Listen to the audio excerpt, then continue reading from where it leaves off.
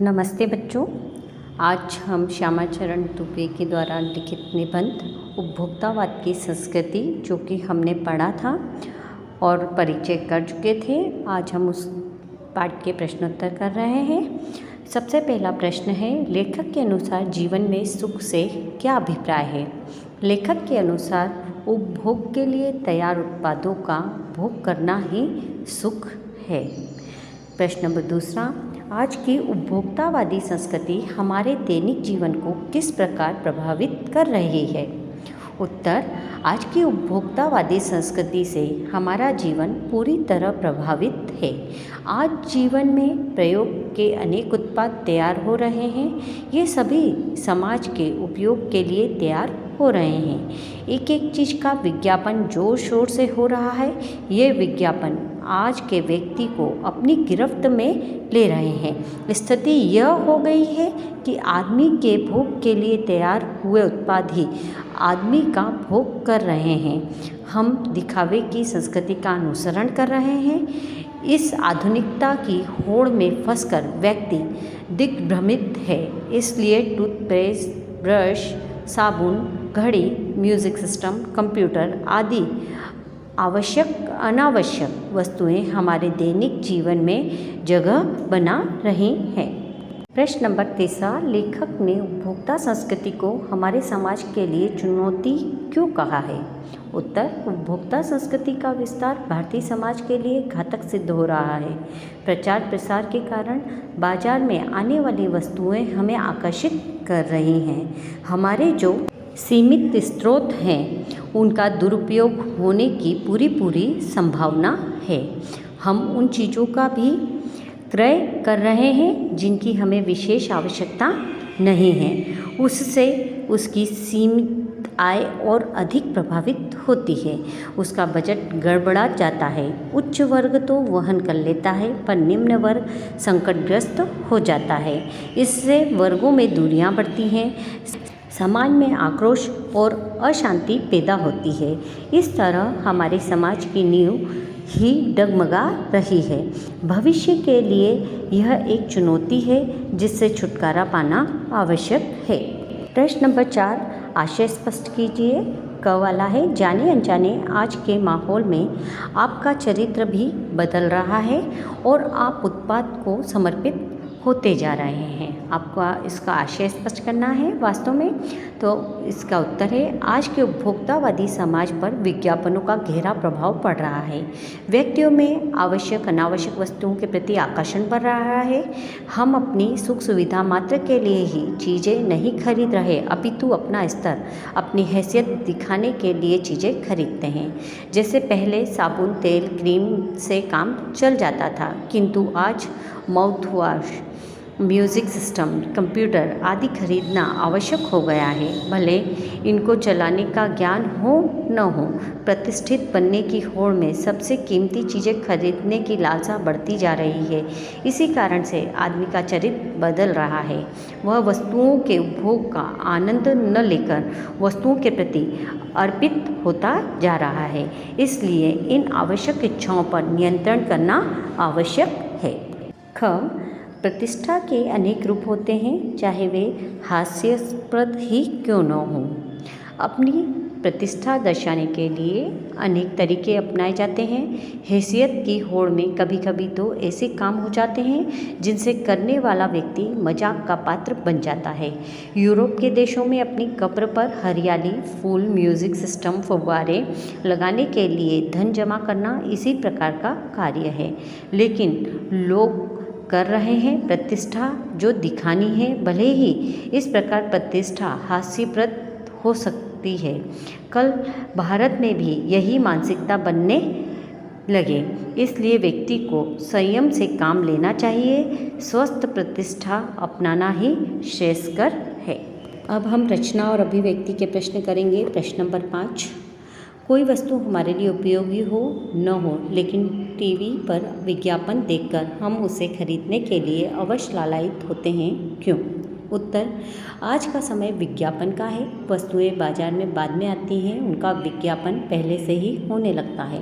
विज्ञापन भी इतने आकर्षक ढंग से होते हैं कि वस्तु के बाज़ार में आते ही उनकी बिक्री ज़ोरों से शुरू हो जाती है। लोगों को उस वस्तु की आवश्यकता हो या न हो, उसका कोई उपयोग हमारे यहाँ हो सकता है या नहीं हो सकता है, किंतु हम उसकी ओर आकर्षित होते हैं, उसे खरीदना चाहते हैं। यह सब विज्ञापन कला का चमत्कार है।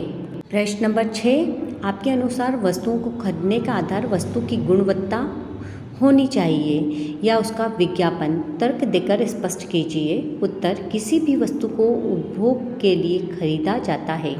हमारे अनुसार तो हमें वह वस्तु खरीदनी चाहिए जो गुणवत्ता की दृष्टि से अच्छी हो। प्रायः देखा गया है कि अच्छी गुणवत्ता वाली वस्तु का विज्ञापन साधारण किस्म का होता है। वहाँ विज्ञापन का उद्देश्य लोगों को वस्तु की जानकारी देना होता है। बाजार में आने पर वह वस्तु अपने गुणों के कारण लोकप्रिय हो जाती है। ठीक इसके विपरीत साधारण वस्तु को चमत्कारपूर्ण विज्ञापनों के द्वारा ऐसी दिखाना कि यह वस्तु बहुत अच्छे ग्राहकों को आकर्षित करने के लिए होती है। यदि वस्तु में गुणवत्ता नहीं होगी तो वह बाजार में नहीं टिक पाएगी। इसलिए गुणवत्ता ही वस्तु को खरीदने का आधार होना चाहिए।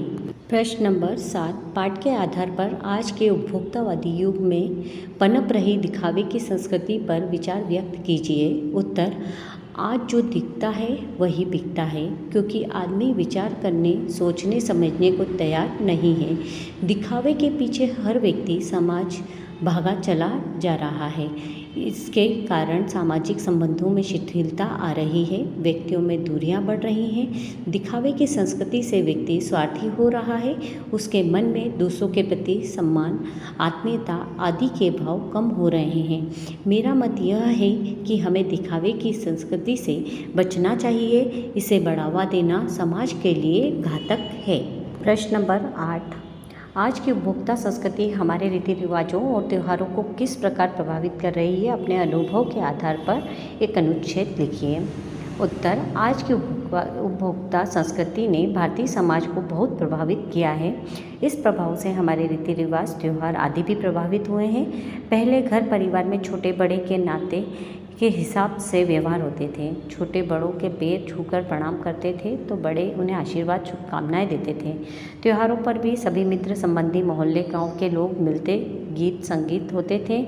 आज वह सब बदल रहा है। आज एक दूसरे से अच्छा दिखने की स्पर्धा बढ़ रही है। सबसे खराब यह है कि हम औरों को बढ़ता नहीं दिखना चाहते। परोपकार, सद्भाव, आत्मीयता कम हो रही है। आत्मकेंद्रितता बढ़ रही है। जिस प्रेम भाव से त्योहारों पर लोग मिलते बैठते थे, आज उसका अभाव दिखाई पड़ रहा है। आज के संबंधों में औपचारिकता बहुत अधिक आ गई है। मेरा मत है कि उपभोक्ता संस्कृति ने हमारी रीति रिवाजों तथा त्योहारों को काफ़ी प्रभावित किया है। प्रश्न नंबर 9, धीरे धीरे सब कुछ बदल रहा है। इस वाक्य में बदल रहा है क्रिया है। यह क्रिया कैसे हो रही है? धीरे धीरे।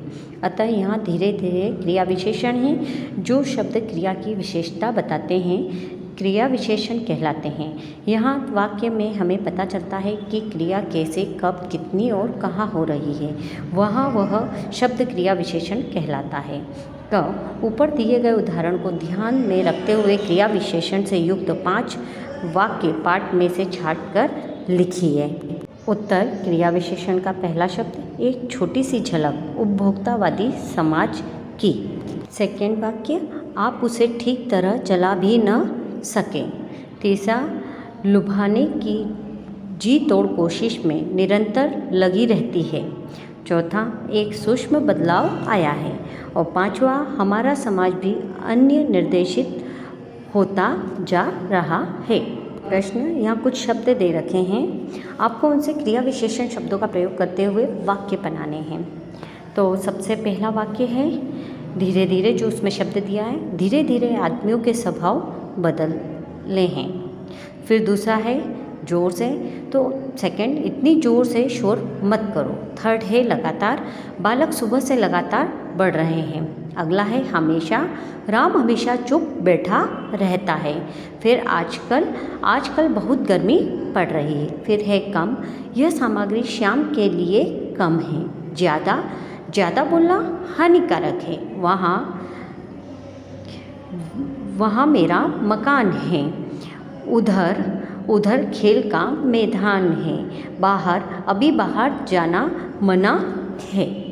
प्रश्न ग, नीचे दिए गए वाक्यों में से क्रिया विशेषण शब्द छांटकर अलग लिखिए। पहला शब्द है कल रात में निरंतर बारिश हो रही है। तो इसमें क्रिया विशेषण निरंतर है और विशेषण कल रात है। फिर सेकंड वाक्य है पेड़ पर लगे पक्के आम देखकर बच्चों के मुंह में पानी आ गया। इसमें क्रिया विशेषण मुंह में पानी आना है और विशेषण पक्के आम है।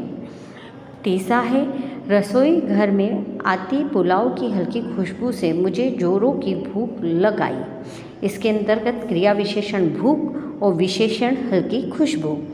चौथा वाला उतना ही खाओ जितनी भूख है। तो भूख हो गया क्रिया विशेषण और विशेषण है उतना जितनी। फिर इसके बाद पांचवा शब्द है विलासिता की वस्तुओं से आजकल बाजार भरा पड़ा है। इसमें क्रिया विशेषण आज है और विशेषण भरा। बच्चों इसके अलावा ये महत्वपूर्ण गद्यांशों की आपको व्याख्या अपनी कॉपी में करनी है। इसके साथ ही आपका पाठ यहाँ पे समाप्त होता है।